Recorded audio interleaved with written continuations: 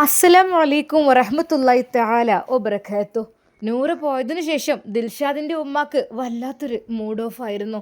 എന്താണെന്നറിയില്ല, ഭക്ഷണം കഴിക്കാൻ തോന്നുന്നില്ല, വെള്ളം കുടിക്കാൻ തോന്നുന്നില്ല, ജോലികളൊന്നും വളരെയധികം കൃത്യമായൊന്നും ചെയ്യാൻ കഴിയാത്ത രീതിയിൽ. അന്ന് ദിൽഷാദ് അതാ ചായക്ക് വേണ്ടി ഉമ്മയുടെ മുമ്പിൽ അടുക്കളയുടെ ടേബിളിൽ വന്നിരുന്നു. ചായ ഇവിടെ. ഉമ്മാക്ക് സങ്കടവും ദേഷ്യവും ഒരുമിച്ച് വന്നു. എന്ന് പറഞ്ഞ് ഉമ്മ അതാ അവൻ്റെ മുമ്പിലേക്ക്, ഇതെന്താ കടി, ഇതെന്താ കടിയൊന്നും ഉണ്ടാക്കിയിട്ടില്ലേ, ഇതെന്താ ഉള്ളിച്ചോറോ? കടിയുണ്ടാക്കാനും കറി ഉണ്ടാക്കാനൊക്കെ ആളുണ്ടായിരുന്നല്ലോ നല്ല മട്ടത്തിന്. നീയായിട്ടല്ല എല്ലാം നശിപ്പിച്ചത്. എൻ്റെ പൊന്നു മോളായിരുന്നു. എനിക്കൊരു കാലുവേദന വന്ന് ഞാനിവിടെ ഇരിക്കെ കിടക്കുക ചെയ്തു. ഉമ്മ എന്ത് പറ്റിയെന്ന് പറഞ്ഞ് എൻ്റെ കാല് വന്ന് അവൾ ഒഴിഞ്ഞു തരുമായിരുന്നു. എന്നിട്ട് എന്നോട് പറയുമ്പോൾ നടക്കണ്ട, ഞാനൊക്കെ ചെയ്തോളാം. നീ ഒരു ആണാണ്, നീ എൻ്റെ മോനാണ്, ഫൗസി എൻ്റെ മോളാണ്. പക്ഷേ രണ്ട് മക്കൾക്കും എന്നെക്കുറിച്ച് ചിന്തയില്ലല്ലോ. ഞാൻ നോക്ക്, എൻ്റെ കാലുമൊക്കെ നോക്ക്, ഒക്കെ നടക്കാൻ കഴിയണില്ല. വെരിക്കോസ് വെയിൻ്റെ വേദന, നീരെല്ലാം കൂടെയിട്ട് ഞാൻ എങ്ങനെയൊക്കെയോ ഉണ്ടാക്കിയതാണ്. അതന്നെ, നീ ഉണ്ടാക്കിത്തരാം പത്തിരി എന്തെങ്കിലും. എനിക്ക് വേണ്ട. ശരിക്കും ദിൽഷാദ് ദേഷ്യപ്പെടുകയാണ് ചെയ്തത്. എന്നാൽ അവൻ ആ പാത്രമെടുത്ത് അതാ ആ ടേബിളിലേക്കൊന്ന് കുടഞ്ഞിട്ട് എണീറ്റു.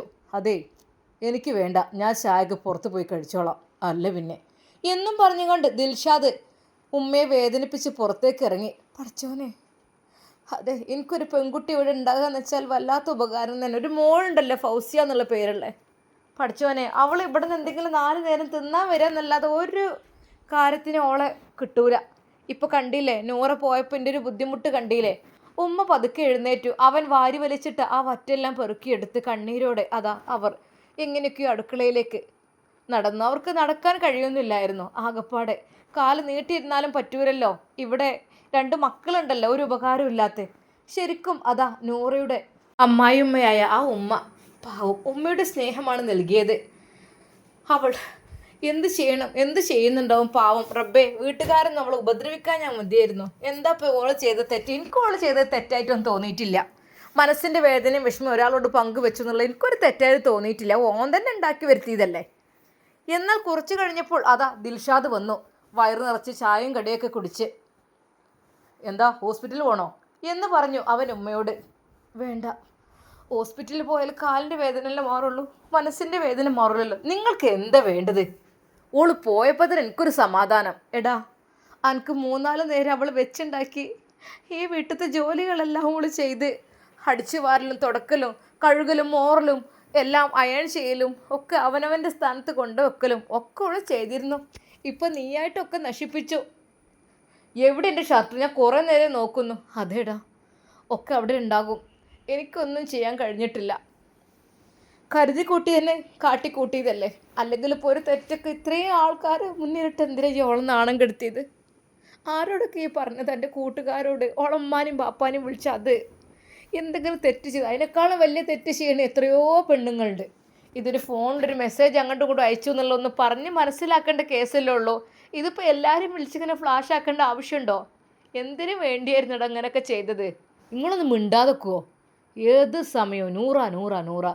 ആടാ, ഓള് പോയത് എനിക്ക് വല്ലാത്ത നഷ്ടം തന്നെയാണ്. എനിക്ക് വല്ലാത്ത ഇടങ്ങാറിനാണ് ഓള് പോയത്. എനിക്ക് ഭയങ്കര സങ്കടമായിക്കണ് ആ കാര്യത്തിൽ. എന്നാൽ കൊണ്ടുവന്നോളൂ ഇങ്ങോട്ട്, പക്ഷേ വേറെ താമസിച്ചോണം രണ്ടും കൂടെ, മനസ്സിലായില്ലേ? ഈ വീട്ടിലേക്ക് കൊണ്ടുവരരുത്, അല്ലെങ്കിൽ ഞാൻ ഇവിടുന്ന് പോയിക്കോളാം. വേണ്ട. എന്തിന്? ജോലിക്ക് വേണ്ടിയിട്ടോ? ഒരിക്കലും ഓളെ ജോലിക്ക് വേണ്ടിയിട്ട് ഞാൻ ഇനി കൊണ്ടുവരില്ല. എന്തിന്? ഓളൊരു ജോലിക്കാരിയുടെ, ഞാൻ എങ്ങനെയെങ്കിലും എൻ്റെ മനസ്സും കൂടെ നന്നാവട്ടെ വിചാരിച്ചിട്ടാണ് ഓളെ കൊണ്ടുവന്നത്. വേണ്ട. ഓള് പഠിച്ചോ, ഒരു കാലത്ത് ബുദ്ധിമുട്ടി കഴിഞ്ഞാൽ പിന്നത്തെ ജീവിതത്തിൽ അവൾക്ക് നല്ലതായിക്കോളും. അല്ലാഹു സുബ്ഹാനഹു വ തആല എല്ലാം കാണുന്നവനും കേൾക്കുന്നവനും അവനുണ്ടല്ലോ, അത് മതി. എന്നാൽ ഈ സമയം അതാ നമ്മുടെ നൂറയുടെ വീട്ടിൽ പാവം നൂറ പതിവ് പോലെ തന്നെ ഉമ്മയെ വീട്ടുജോലികളിലൊക്കെ സഹായിക്കുന്നു. ഇടയ്ക്കിടെ അവൾക്കൊരു ടെൻഷനുണ്ട്. എന്നാൽ അവിടെ തൊട്ടടുത്തുള്ള സൈനത്താത്ത അങ്ങോട്ട് വരുന്നു. ആ എടീ, ആ താത്ത അങ്ങോട്ട് കയറിക്കോടി സൈനാത്ത. ഇവളിവിടെ ഉണ്ടോ? ആരോ പറഞ്ഞിട്ട് ഇവളെ ഒഴിവാക്കിയിരിക്കണമെന്നോ, കാര്യം തീർത്ത് ഒഴിവാക്കിയിരിക്കണു, ഇവിടെ പെരയിൽ നിൽക്കുകയാണ് എന്നൊക്കെ പറഞ്ഞു കേട്ടു. എന്തേതിപ്പോൾ? പൊന്നാര സേനത്താത്ത കാര്യം തീർത്ത് ഒഴിവാക്കിയിട്ടൊന്നുമില്ല. അതിപ്പോൾ ഓളിപ്പോൾ കുറേ ആയില്ലേ അവിടെ. അല്ലടി വേറെ പലതും കേൾക്കുന്നുണ്ടല്ലോ. വേറെ ഇവളിപ്പോൾ ആരായിട്ടും അങ്ങനെ എന്തെങ്കിലും. ശരിക്കും ആ ഉമ്മക്ക് സങ്കടം വന്നു. അതെ സേനത്താത്ത, പൊന്നാര സേനത്താത്ത, അങ്ങനെയൊന്നുമില്ല. നിങ്ങളൊന്നും ഇനി പറഞ്ഞ് നടക്കൊന്നും വേണ്ട. അല്ലേ ഓരോരുത്തരോരും ഇങ്ങനെ കുറച്ച് പോരെ. ചൂന്ന് പറഞ്ഞാൽ ചുണ്ടങ്ങാന്ന് പറയണ കാലമാണ് ഇപ്പോൾ. അപ്പം നമ്മളും കുറച്ച് കണ്ടറിഞ്ഞ ആണുങ്ങളുടെ അടുത്തൊക്കെ നിൽക്കുമ്പോൾ കുറച്ചൊക്കെ അന്തസ്സിലൊക്കെ അഭിമാനത്തിലൊക്കെ നിൽക്കല്ലത്. കണ്ണി കണ്ടവർക്ക് ഫോൺ വിളിയും കാര്യങ്ങളും ഇതൊക്കെ ആയി ഒഴിവാക്കുക എന്നൊക്കെ വെച്ച് കണ്ട് പുതിയാപ്പിള എല്ലാവരോടും വിളിച്ച് പറഞ്ഞു എന്നോ ഒക്കെ പറഞ്ഞു കേട്ടപ്പോൾ ഞാൻ നിന്നുകൊണ്ട് വന്ന് നോക്കിയതാണ്. അല്ല നൂറ, എന്തിനിപ്പോൾ എനിക്കെന്തേ കെട്ടിയ പുതിയാപ്പിളിനെ പോരായി എന്തെങ്കിലും ഉണ്ടേനോ? ഓനക്കെന്തെങ്കിലും കുഴപ്പമുണ്ടോ? ശരിക്കും നൂറ ഞെട്ടിപ്പോയി. അതെ, തൻ്റെ ഭർത്താവ് ദിൽഷാദിനെ കുറിച്ചാണ് പറയുന്നത്. എല്ലാത്തിനും കാരണം ദിൽഷാദ് തന്നെയാണ്. ഇത്രയും ഭാര്യയെ മോശമാക്കി ചിത്രീകരിക്കാൻ പാടില്ലായിരുന്നു. തെറ്റുകളുണ്ടെങ്കിൽ അതെ ഞാൻ ചെയ്തത് തെറ്റാണെന്ന് എനിക്കറിയാം. അത് അവൻ പറഞ്ഞതിന് കാര്യങ്ങൾ പങ്കുവെച്ചു എന്നുള്ളത് ശരി തന്നെയാണ്. അതാരായാലും പങ്കുവെച്ച് പോവും. പക്ഷെ അതിൻ്റെ പേരിൽ പിന്നെപ്പോൾ എന്നെ വേട്ടയാടപ്പെടുകയാണല്ലോ റബ്ബേ. എന്നാൽ അല്പസമയം കഴിഞ്ഞപ്പോൾ അതാ ഉമ്മ വിളിക്കുന്നു. അതാ ദിൽഷാദ് ഖാൻ്റെ ഉമ്മ. ഹലോ മോളെ, അസ്സലാമു അലൈക്കും. വലൈക്കും അസ്സലാം ഉമ്മ. മോള് ചായ കുടിച്ചോ? ആ ഉമ്മ കുടിച്ചു. ഉമ്മാൻ്റെ കാലുവേദന, കാലിപ്പോൾ എങ്ങനെയുണ്ട്? മോളെ അതൊക്കെ കുറവുണ്ട് മോളെ. എന്തുമ്മ? ഒന്നുമില്ല മോള് പോയിട്ട് എനിക്ക് വല്ലാത്ത ഇടങ്ങാറ് മോളെ. എനിക്ക് ഇവിടെ നിൽക്കാൻ കഴിയണില്ലടി ഈ ഇല്ലായിട്ട്. എനിക്കറിയില്ല, എൻ്റെ മോളും മോനും ഇവിടെ ഇല്ലായിട്ടല്ല, ഒരു വരുന്നുണ്ട് പോണുണ്ട് ഒക്കെ ശരിയാണ്. പക്ഷേ നൂറ മോള് എൻ്റെ കൂടെ എപ്പോഴും അടങ്ങി ഒതുങ്ങി നിൽക്കുന്ന പെണ്ണായിരുന്നില്ലേ? എൻ്റെ കൂടെ എല്ലാത്തിനും ഞാനൊന്ന് നിൽക്കുകയാണെങ്കിൽ ഉമ്മ അവിടെ ഇരുന്ന് ചെയ്തോളി പറഞ്ഞുകൊണ്ട് എൻ്റെ മോളിനെ അത്രയും നോക്കീനു. ഉമ്മ കരയില്ലേ ഉമ്മ? ഒന്നുകൊണ്ട് കരയില്ലേ? ഇന്ന് ഞാൻ തഹജ്ജുദ് നിസ്കരിച്ച് ഉമ്മാക്ക് വേണ്ടി ദുആ ചെയ്തിട്ടുണ്ട്, എൻ്റെ പൊന്നുമ്മക്ക് വേണ്ടിയിട്ട്. ഉമ്മ നിങ്ങളുടെ ജീവിതത്തിൽ അത്രയും സ്വാധീനിച്ചൊരു വ്യക്തിയല്ലേ മോളെ. എൻ്റെ കുട്ടിക്കൊരു നല്ല ജീവിതം ഉണ്ടായി കാണുന്നവരെ ഉമ്മക്ക് സമാധാനമില്ല. എനിക്ക് വേണ്ടി ഞാൻ ദുആ ചെയ്യും കേട്ടോ. ഞാൻ പെറ്റ മക്കളാണ് എൻ്റെ മക്കൾ രണ്ടെണ്ണം. പക്ഷേ ഓൾക്ക് പോലും ഇല്ലാത്ത സ്നേഹം എൻ്റെ കുട്ടിക്ക് എന്നോടുണ്ട്. ആയിക്കോട്ടെ ഉമ്മ ദുആ ചെയ്യണ്ട കേട്ടോ. എൻ്റെ കുട്ടിക്ക് ഹയറായ രീതിയിലൊക്കെ നടക്കട്ടെ. അതെ, ഉമ്മയുടെ വാക്ക് കേട്ട് നൂറ കരഞ്ഞു. അവൾ ആ വീടിൻ്റെ ഒരു മൂലയിൽ കരഞ്ഞിരുന്നു. പെട്ടെന്ന് അവളുടെ ഉമ്മ, എന്താ മോളെ നൂറ കരയുന്നത്? ആരെ വിളിച്ചത്? അത് ഉമ്മ വിളിച്ചതായിരുന്നു. അല്ലെങ്കിലും എൻ്റെ കുട്ടി അവരോട് നല്ല രീതിയിൽ നിൽക്കണോണ്ട് തന്നെ എൻ്റെ മോളോട് അവർക്ക് നല്ല സ്വഭാവമാണല്ലോ. ആയിക്കോട്ടെ, പടച്ച റബ്ബിൻ്റെ വിധി ഇങ്ങനെ ആയിരിക്കും, സാരല്ല കേട്ടോ. അല്ലെങ്കിലും എത്ര ഉമ്മമാരെ സ്നേഹിച്ചാലും ഉമ്മമാർ നമ്മൾ എന്ത് ചെയ്താലും നമ്മളെ കെട്ടിയ ആണുങ്ങൾ നന്നാകാൻ ഞാൻ പോയി മോളെ. അതെ, ഓൻ്റെ കുഴപ്പം അങ്ങനെ ആയതുകൊണ്ട് ഓനെ നല്ല രീതിക്ക് നിന്നാലല്ല എന്നെ സമാധാനത്തിൽ ഇപ്പോൾ അവിടെ പോയിട്ടും കാര്യമുള്ളൂ. ശരിക്കും മോളൊന്നുകൊണ്ട് വിഷമിക്കണ്ട കേട്ടോ. ഞാൻ അപ്പോഴേ പറഞ്ഞതാണ് എൻ്റെ ബാപ്പാനോട് ഇതിന് നിൽക്കണ്ടെന്ന്. മൂപ്പര് വാശി പിടിച്ച് കെട്ടിച്ചതാണ് എന്നെ. ഇനിയിപ്പോൾ എന്തായി? എൻ്റെ കുട്ടി അവിടെ പോയി പണിയും പേര് നിൽക്കുന്നല്ലാതെ ഒരു സ്നേഹത്തോടൊരു വാക്കോ അല്ലെങ്കിൽ ഒരു നോട്ടമോ ഒന്നും ഉണ്ടായിട്ടില്ലല്ലോ എൻ്റെ കെട്ടിയോൻ എന്നോട്. ഉമ്മ ഒന്നും സാരില്ല, ഒക്കെ പടച്ച റബ്ബിൻ്റെ വിധിയായിരിക്കും. അവൾ അവളുടെ ജോലികളിൽ മുഴുകി. എന്നാൽ സൈനാത്ത പുറത്ത് നിൽപ്പുന്നുണ്ടായിരുന്നു. ആരാടി വിളിച്ചത്? അതേ, ഓളെ പുതിയാപ്പളിൻ്റെ അമ്മ വിളിച്ചത്. ആ മൂപ്പത്തിയർക്ക് വലിയ കാര്യമാണ്. എന്താല്ലേ ചെയ്യുക, കുറേ അമ്മമാരും പാപ്പാരും നന്നായിട്ടും കാര്യമില്ല, കെട്ടിയ ആണുങ്ങൾ നന്നാക്കാൻ ഞാൻ പോയില്ലേ. ഏതായാലും പിന്നെ ആണുങ്ങൾക്ക് തന്നെയല്ലേ അതിനെക്കുറിച്ചുള്ള വേദനയും കാര്യങ്ങളൊക്കെ ഉണ്ടാകുക, പറഞ്ഞിട്ട് കാര്യമില്ല. സൈനാത്ത വീട്ടിൽ നിന്ന് ഇറങ്ങുന്നു. ചായ കുടിച്ചിട്ട് പോവാ. ആ എന്നാ ഒരു മുറുക്കെടുത്ത് തന്നാളാ. ഏതായാലും ഓരോ പെൺകുട്ടികളും ഓരോ കാട്ടിക്കൂട്ടലുകൊണ്ടേ ഇപ്പം അടുത്തൊരു ഒരുത്തി 2-3 കുട്ടികളെ ഉള്ള ഒരുത്തി അങ്ങനെ പോയില്ലേ. അല്ല 2 കുട്ടികളുള്ള ഒരുത്തൻ്റെ ഒപ്പം ചാടിപ്പോയി. പിന്നെ ഇപ്പോൾ കുട്ടീനെ ഓല് തിരിച്ച് വാങ്ങി അങ്ങനെയൊക്കെ പറഞ്ഞിട്ടു. നല്ല മാനമര്യാദയിൽ നിൽക്കുകയാണെങ്കിൽ നല്ല മട്ടത്തിൽ ജീവിക്കുക, അല്ലെങ്കിൽ എന്താ അങ്ങനെ ഇങ്ങനെയൊക്കെ ആയിട്ട്. എന്നാലും പാചാര മോള് എന്തോരം നല്ല മോളേനു നൂറ. ഓളെ കൊണ്ട് ഇങ്ങനെ കേട്ടപ്പോൾ വല്ലാത്തൊരു ഇടങ്ങാറ് മനസ്സിക്ക്. എനിക്കത് വിശ്വസിക്കാൻ കഴിയണില്ല. പിന്നെ ഇപ്പം ഇങ്ങനെ പറഞ്ഞൊന്ന് ഉറപ്പിച്ചാൽ മണ്ടി വന്നാണ്. താത്ത അങ്ങനെയൊന്നുമില്ല, നിങ്ങളിത് ചായ കുടിച്ചോളി. നൂറയുടെ ഉമ്മ അവർക്ക് ചായ കൊടുത്തു. ശരിക്കും അതാ നൂറയുടെ ബാപ്പ വളരെയധികം ടെൻഷനിലായിരുന്നു ഈ കാര്യത്തെ ചൊല്ലി. അതെ, ഹാജിയാർക്ക് പണ്ടേ അങ്ങനെയാണ്, ഒരൊറ്റ വെട്ട് തുണ്ടം 2, അതാണ് അയാളുടെ കണക്ക്. എന്തെങ്കിലും തെറ്റ് ചെയ്തെന്ന് കണ്ടാൽ അതായിരിക്കും. എന്നാൽ ആ നൂറയുടെ ഇപ്പോഴത്തെ അവസ്ഥ തൻ്റെ മകളെ ദേഷ്യം പിടിച്ചിട്ട് എന്തിനും അയാൾ റെഡിയായി നിൽക്കുകയാണ്. അതാണ് നൂറിയുടെ ബാപ്പക്ക് ഉള്ളൊരു പ്രശ്നം. ദേഷ്യം പിടിച്ചാൽ കിട്ടൂല. അത് ഒരൊറ്റ വെട്ട് തുണ്ടൻ രണ്ട് എന്നുള്ളൊരു പ്രയോഗമാണ് അയാൾക്കുള്ളത്, അല്ലാതെ അതിനപ്പുറത്തായിട്ട് ഒന്നുമില്ല. ഉമ്മക്ക് പേടിയായിരുന്നു. ബാപ്പ വരുമ്പോഴെല്ലാം നൂറിയെ പലപ്പോഴും ഉമ്മ ഒളിപ്പിക്കുമായിരുന്നു. അതായത് മോളെ ബാപ്പ വരുന്നുണ്ട്, അകത്തേക്ക് പോയിക്കോ എന്ന് പറഞ്ഞ്. അല്ലെങ്കിൽ കലി കയറി നടക്കുകയാണ്. കാരണം ഹാജിയുടെ മോളെ സോലിഹത്തായ പെണ്ണായിട്ട് കണ്ടിരുന്നതായിരുന്നു. ഇപ്പോൾ വേറൊരുത്തർ ഫോൺ വിളിച്ചു എന്ന് പറഞ്ഞിട്ട് അതാ വീട്ടിൽ കൂട്ടിക്കൊണ്ട് വന്നിട്ടുണ്ട് എന്നൊക്കെ നാട്ടുകാരറിഞ്ഞപ്പോൾ ആകപ്പാടെ തല പുണ്ണായി നടക്കുകയാണ് അയാൾ.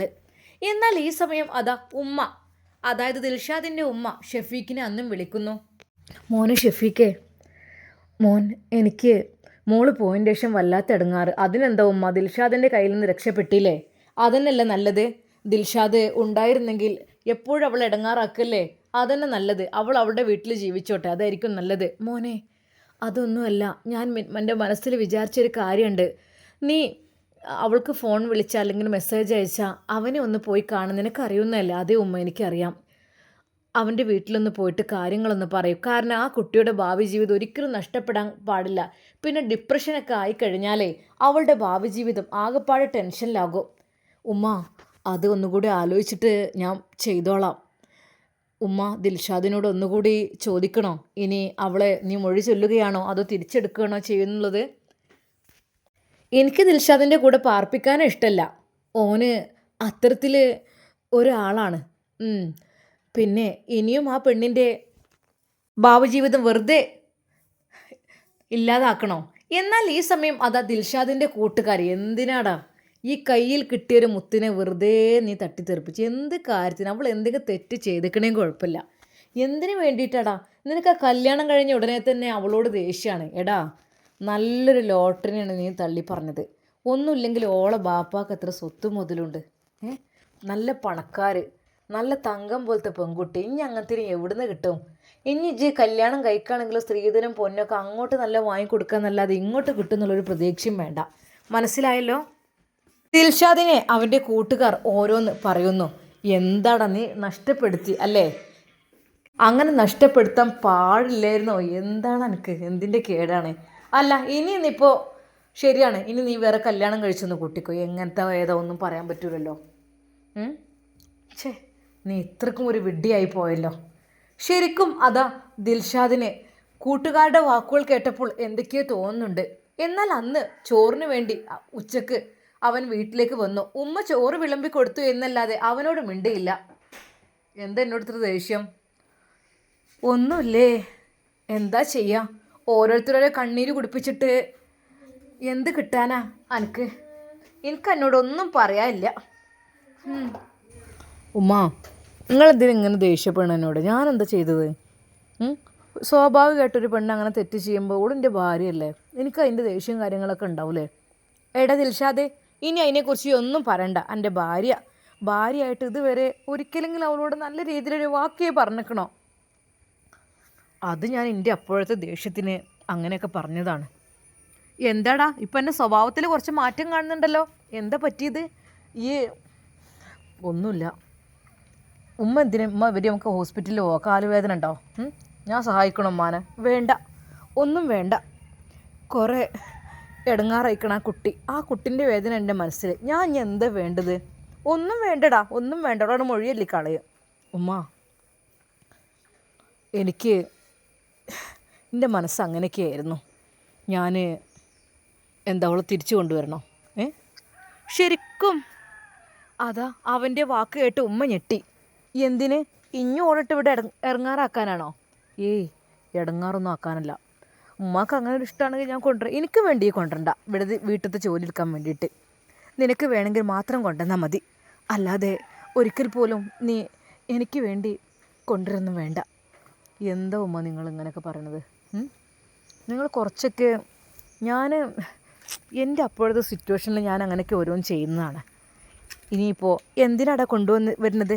ഇനിയോളെ ഇടങ്ങാറാക്കാനാണോ? ഇനി ഇടങ്ങാറാക്കുന്നില്ല. ഇനിയോളെ ഞാൻ നോക്കിക്കോളാം. ശരിക്കും ദിൽഷാദിൻ്റെ വാക്കുകൾ കേട്ട ഉമ്മ ഞെട്ടിപ്പോവുകയാണ്. ദിൽഷാദേ, നീ പഠിച്ചവനെ മറന്ന് ഓരോന്ന് പറയരുത്. അതെ, എല്ലാം പഠിച്ച റബ്ബ് കാണുന്നുണ്ട്. ആ പെണ്ണിനെ ഈ തോന്നുന്നത് തൊള്ളി തോന്നിന്ന് ഓരോന്നും വിളിച്ചു പറഞ്ഞിട്ട് ബാപ്പാനെയും ഉമ്മാനെയൊക്കെ വിളിച്ച് കൂട്ടിയിട്ട് അങ്ങനെയൊക്കെ സംഭവിച്ചിട്ട് ഇനിയിപ്പോൾ എന്താ എൻ്റെ പ്ലാനിങ്? ഒന്നുമില്ല, എനിക്കൊരു കുറ്റബോധം തോന്നുന്നു, അതുമാത്രം. ശരിക്കും ദിൽഷാദിൻ്റെ മാറ്റം കണ്ട് ഉമ്മ ഒന്ന് ഞെട്ടി. ദിൽഷാനെ, ഈ ചതിക്കാനാണോ? ഇനിയും ആ പെണ്ണിനെ ഇടങ്ങാറാക്കാനാണോ? അല്ലെന്ന് പറഞ്ഞില്ലേ, എൻ്റെ ഭാര്യയാണ് അവളെന്നുള്ള ഒരു ബോധം എനിക്കിങ്ങനെ തോന്നുന്നുണ്ട് മനസ്സിക്ക്. ഇപ്പോൾ വേണ്ടില്ലായിരുന്നു എന്നൊക്കെ തോന്നുക. എല്ലാവരും എന്നെ ഉപദേശിക്കുകയാണ്, എൻ്റെ കൂട്ടുകാരൊക്കെ ഉപദേശിച്ച് നല്ലൊരു ബന്ധം നീ എന്തിനാണ് ഒഴിവാക്കുന്നത്, ഇല്ലാതാക്കുന്നത്? അവൾ ലക്കിയല്ലേ, ഇനി അങ്ങനെ ഒരു പെണ്ണിനെ നിനക്ക് കിട്ടുമോ എന്നൊക്കെ പറഞ്ഞ് അവരെന്നെ ഇങ്ങനെ പറഞ്ഞപ്പോൾ എനിക്ക് പിന്നെ തോന്നി ഇനിയിപ്പോൾ എന്താ ചെയ്യാൻ. ഓഹോ, അപ്പോൾ കൂട്ടുകാരുടെ നിർബന്ധത്തിന് വേണ്ടിയിട്ടാണല്ലേ നീ അവളെ കൊണ്ടുവരുന്നത്? അല്ല, അങ്ങനല്ല, ഉമ്മാക്കും ഇവിടുത്തെ ഭക്ഷണവും കാര്യങ്ങളും ഇതൊക്കെ കുറച്ച് മോശമാണ്. പിന്നെ സിറ്റുവേഷൻസ്, എൻ്റെ അലക്കിയത് കിട്ടുന്നില്ല എനിക്കിവിടെ ആടാ നീ പഠിക്കും. ഇപ്പോൾ കണ്ടോ, നീ ഷർട്ട് എവിടെ, നിൻ്റെ പാൻറ് എവിടെ, നിൻ്റെ ജഡ്ഡി എവിടെ എന്നൊക്കെ ചോദിച്ചാൽ എന്നോടൊന്ന് ചോദിക്കണ്ടല്ലോ. ആ കുട്ടി ഓരോന്ന് നന്നായിട്ട് കഴുകി വൃത്തിയാക്കി വെയിലത്തിട്ട് ഉണക്കി അയൺ ചെയ്ത് കൃത്യസമയത്ത് വെച്ച് തന്നു, ശീലായി. ഇപ്പോൾ ഓളില്ലാതായപ്പോൾ എനിക്ക് അവൻ നടക്കണില്ല. അതല്ലടാ, അങ്ങനെയൊന്നുമല്ല.